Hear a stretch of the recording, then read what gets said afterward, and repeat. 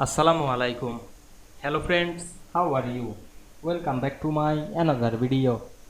In this video, I am going to show you how to make capitalize each word in Microsoft PowerPoint. Let's get started.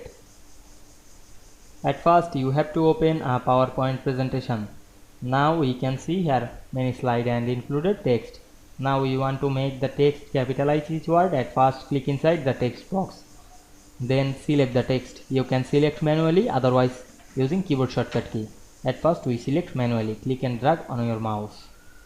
Now you select another way, press Ctrl A using the keyboard shortcut key. Then go to the home menu. Then find and select the change case option. And we can see here many options: sentence case, lower case, upper case, toggle case, or capitalize each word. Now I am select the capitalize each word. Then we can see here every word the first letter is capitalized.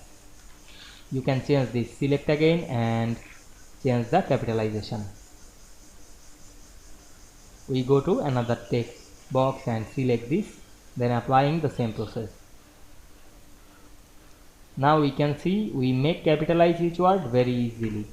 I hope you enjoyed the video. Please like, comment, share and subscribe my channel. Thanks for watching.